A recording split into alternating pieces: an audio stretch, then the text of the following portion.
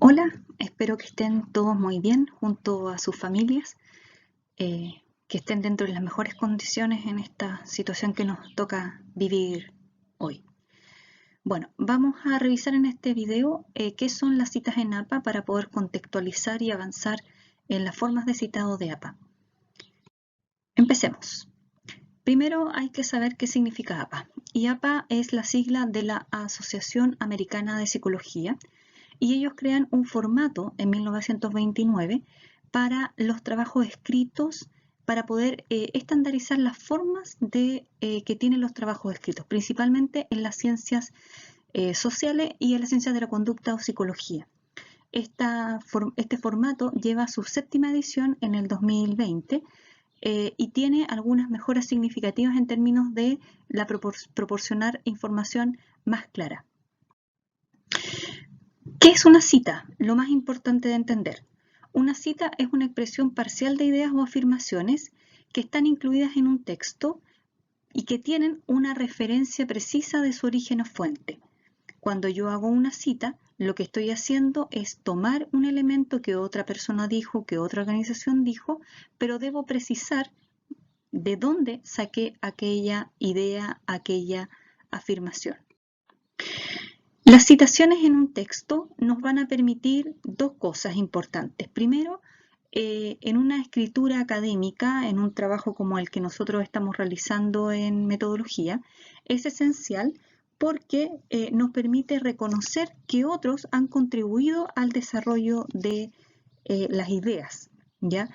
Por lo tanto, cuando nosotros citamos nuestro texto, lo que estamos diciendo es que otros han pensado algo acerca de lo que nosotros estamos interesados en trabajar y reconocemos ese trabajo.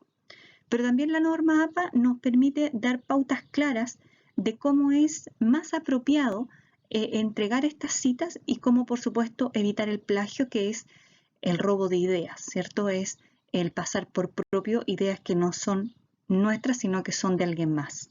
Para eso, entre otras cosas, se usa el citado.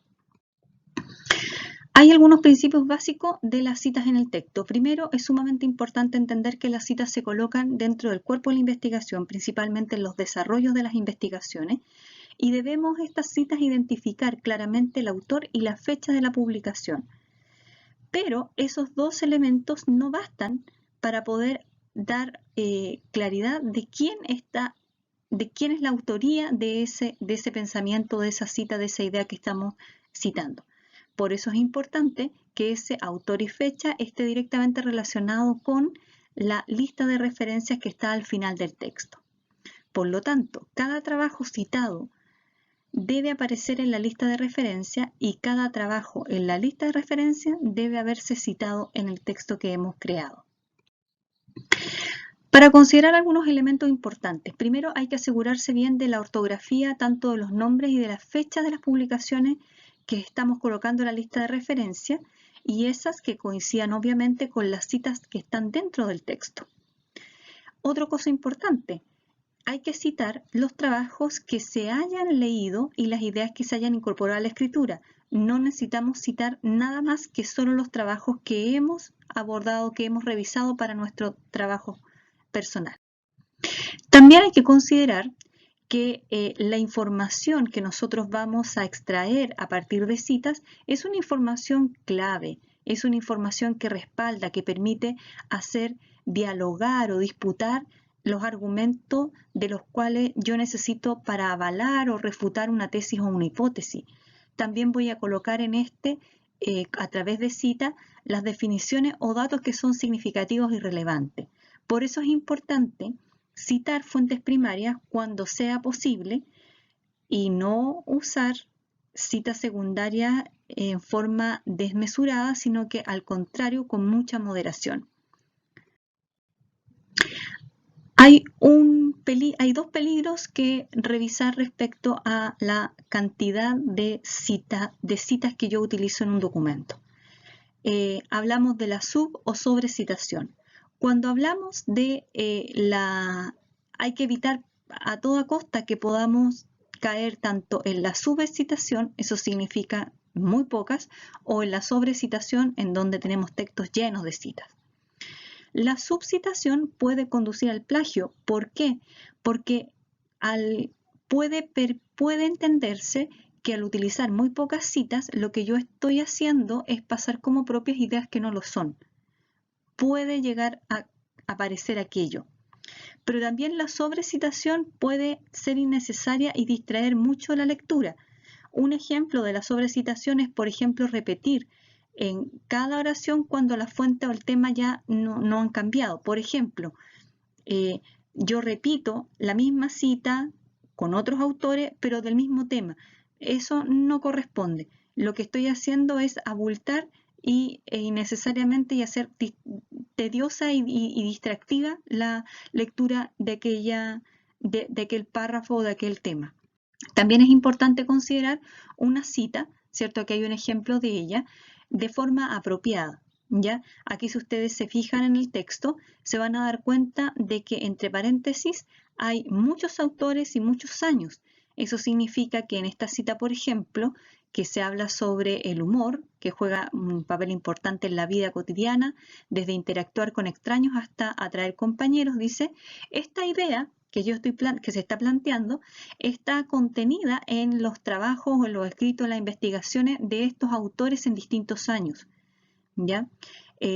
Fíjense que luego viene un texto en paráfrasis, dice, sin embargo, algunas personas presentan ideas divertidas e ingeniosas mucho más fácilmente que otros.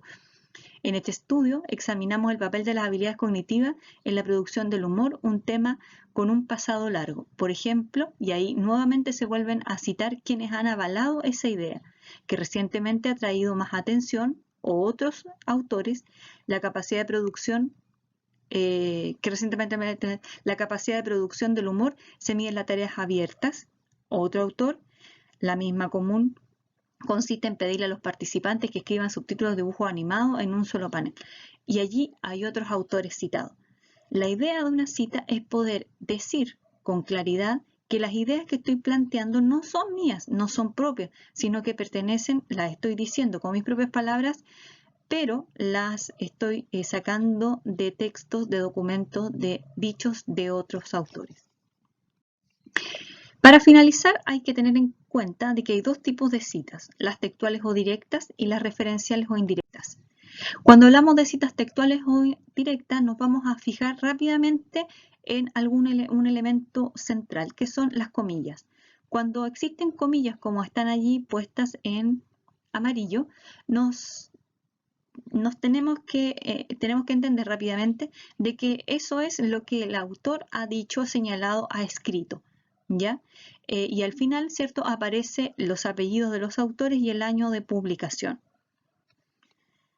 Pero también puedo usar una cita en términos referenciales. Eso significa que leyendo la cita textual, logro a partir del pensamiento, de mi intelecto, de mi raciocinio, el poder expresar con mis propias palabras, y ahí va el uso de la paráfrasis, expreso con mis propias palabras lo que el autor ha señalado. En este caso, arriba se coloca el autor, ¿cierto? Entre paréntesis el año, y estoy citando al autor, pero a partir de mi interpretación con mis propias palabras de lo que él ha dicho. Por eso en este caso no va con comillas, porque no es lo que él dijo en forma textual. Con estos dos ejemplos damos finalizado a este video para que podamos adentrarnos y entender que una cita es muy importante en un trabajo de investigación, que debo colocar la referencia y el año y la publicación del documento que estoy trabajando, porque es importante reconocer el trabajo de estos otros investigadores.